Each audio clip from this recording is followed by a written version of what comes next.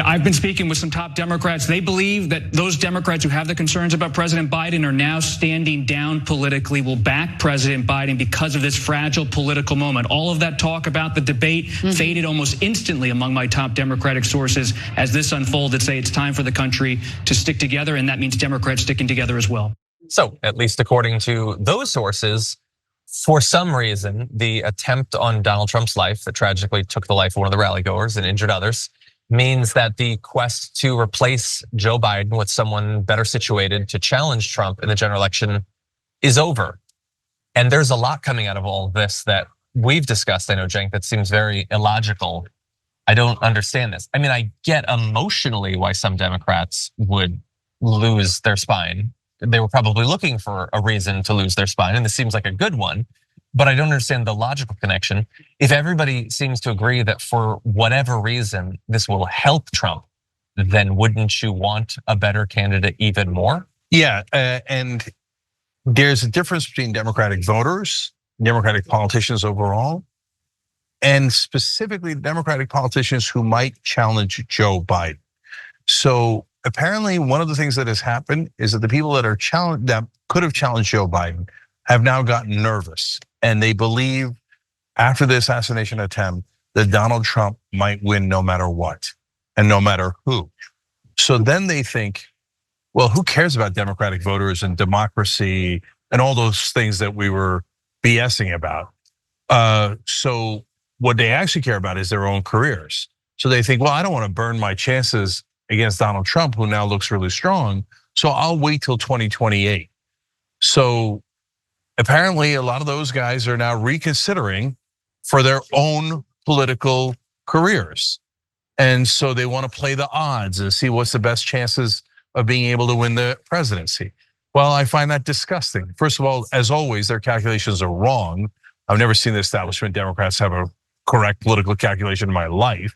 And so would you rather go up against a hobbled Joe Biden and Donald Trump, who is still intensely unpopular overall? He's one of the 3 most unpopular people who have ever run for president, along with Joe Biden and Hillary Clinton. So this is actually strategically the right time to go, but they're cowards. That's why they never challenged him in the first place. Even though we could all tell how old he was and how disastrous it was, we all already knew how bad the approval ratings were, et cetera. As a lot of you know, I tried my damnedest to get these cowards in the race. And now at the first sign of trouble, they tuck tail and run again. So they're basically leaving us to die here. And I don't mean die physically, obviously, but politically. And so if they really think democracy is on the line, there isn't going to be a 2028. So obviously they never meant it. They were lying all along just as a political punchline. And I think it's disgusting, and I think they're wrong. I think it is a real threat to democracy. Donald Trump did have a fake elector scheme that was an actual coup attempt. So that's why I'm desperate to win this election. I'm desperate to have our strongest possible candidate. But now the Democrats are considering unilateral surrender. Yep, they're saying we're one senior anonymous House Democrat. We've all resigned ourselves to a second Trump presidency. That's so sad. That's so pathetic. I cannot see, guys. Look, how many times did I tell you? Like MSNBC tells you, oh, Democratic leadership is really brilliant and strong, and they definitely know what they're doing. Hillary Clinton's definitely going to beat Donald Trump. Joe Biden is definitely the best candidate in 2024, et cetera. And now behind the scenes, they're a goddamn mess. I told you they were a mess. And they say, oh, we're strong, and these progressives, they're going to be weak against the Republicans. Well, you see us being strong every single day. The minute they run into trouble, we should give up, we should give up. You leave the party in these losers' hands, and then you're gonna get loss after loss after loss. They're losing to Donald Trump, man. The guy's IQ is barely in the double digits. And they're getting humiliated by him to the point where they want to give up on an election 4 months before it happens. This is how pathetic Democratic leadership is. Never believe their lies.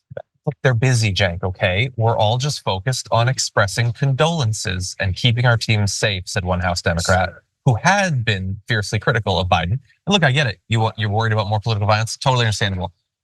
You have multiple aides and you can do 2 things at the same time, actually. No, that's such a stupid comment. Does anybody really think they're gonna spend 4 months expressing condolences? No, they wanna give up. They've always wanted to give up. Having Joe Biden run is a form of giving up in the first place. Now, this is the second time they're giving up.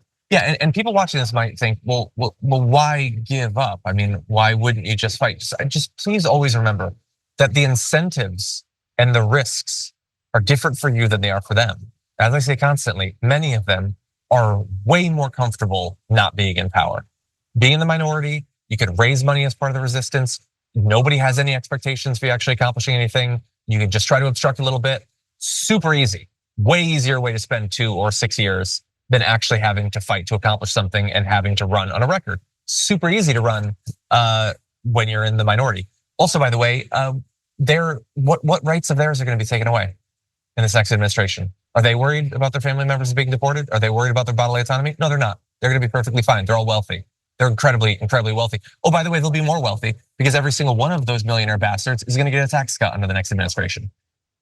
So is it really such a scary prospect to them? A senior House Democrat likely has millions, if not tens of millions of dollars.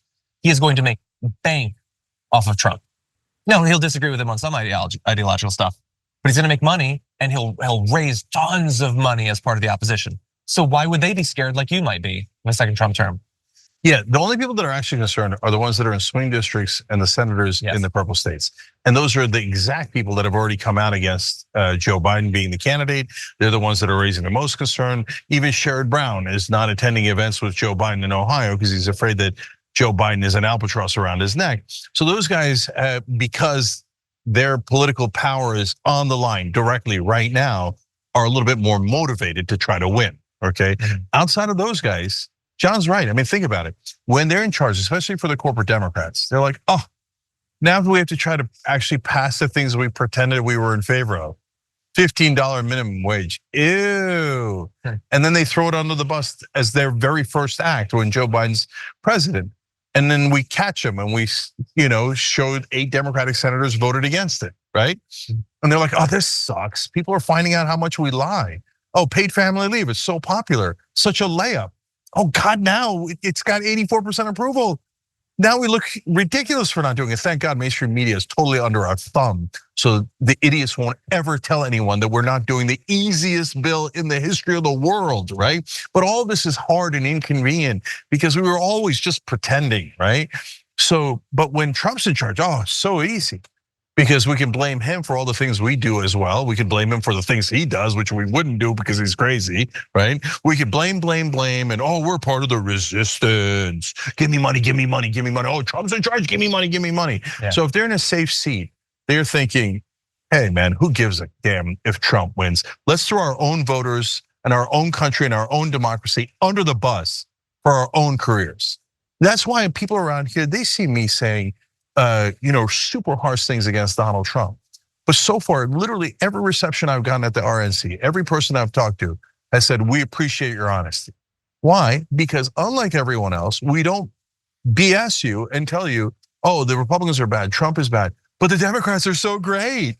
We're not like MSNBC, oh, the Democratic leadership is so courageous and so wonderful. And Joe Biden is a dynamo behind the scenes. And he is so vibrant and he's the best candidate we have. And the Democrats, oh, they have your best interests in mind. They don't care about the donor money at all.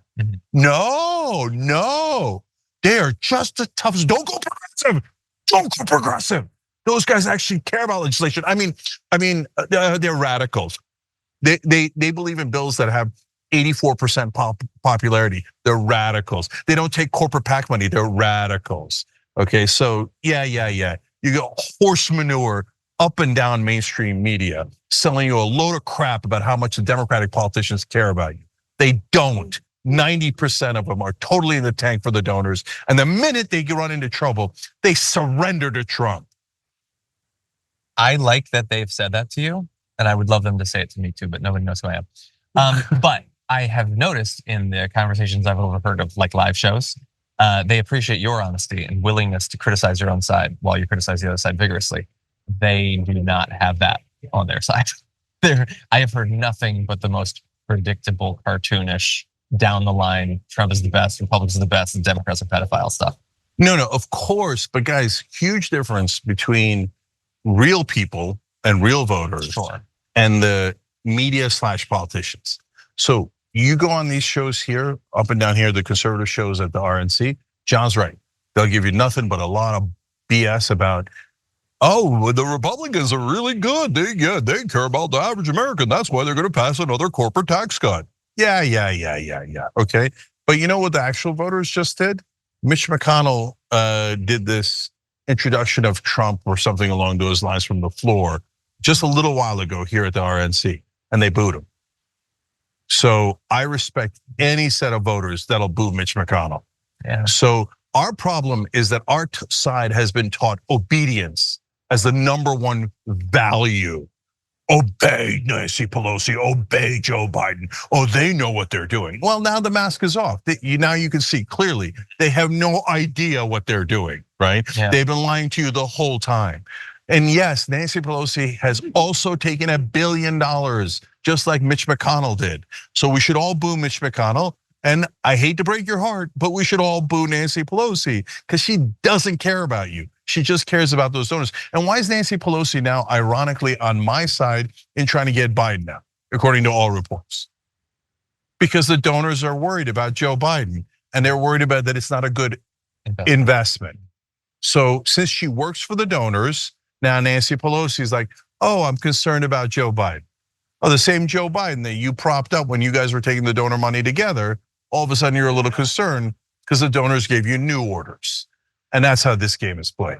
Yeah. And Obama's apparently worried behind the scenes as well. I just want, very quickly, I just want your take on a statement from Dean Phillips, obviously ran in the primary against him. He said, and bear in mind, he not only encouraged Biden to step down, he primaried him. He wanted to replace him. Now he is saying an American is dead, a former president and others are wounded, and a shell-shocked country is left wondering how to restore reason and respect. It would be unpatriotic and unprincipled to direct energy to anything other than yesterday's national tragedy over the coming days. The only conversation about President Biden should be about how he can console our country, address the anger, and meet the moment. Curious what you think about that. Yeah, of course, I totally disagree. So I agreed with Dean, not on policy. We had a lot of disagreements on policy, but I agreed with him that Joe Biden was not the right candidate. And he said the same thing, and he should get a lot of credit for it. And he was a US congressman, so arguably more credit for risking that and risking his reputation, et cetera. And he was pilloried. He was destroyed by mainstream media. Mainstream media wrote a whole bunch of articles. This guy, how dare he disagree with leadership? He's sowing disunity. He might as well help Trump.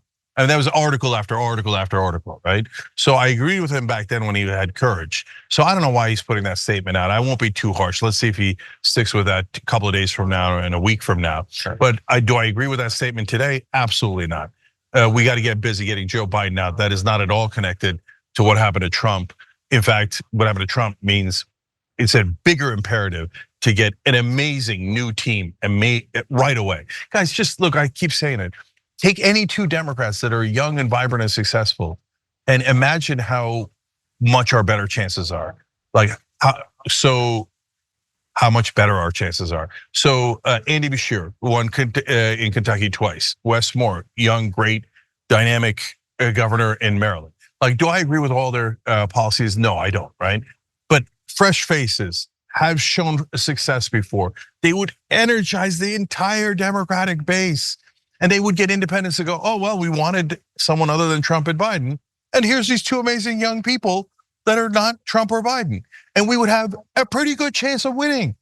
But the Democrats are like, I don't want it. Yeah, screw it. Yeah. We'll use this assassination attempt as an excuse to do what we always wanted to do, which was to give up. Yeah. So no, I don't agree with them. And by the way, I also don't agree with Marianne, even though I appreciate her and I respect her. So, she's now running again or whatever. We lost. It's not even close. We got clobbered, right? We never had a chance because mainstream media never lets anyone on that isn't pre-approved by Democratic leadership.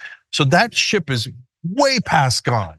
No, we're talking about realistic people who could run against Joe, who when Joe Biden steps down could run against Trump. These are Biden delegates. They're going to pick someone that's a governor or someone who's already in the establishment. Let's hurry up and do that already so we can win this election. Thanks for watching The Young Turks, really appreciate it. Another way to show support is through YouTube memberships. You'll get to interact with us more. There's live chat emojis, badges. You've got emojis of me, Anna, John, JR. So those are super fun. But you also get playback of our exclusive member-only shows and specials right after they air.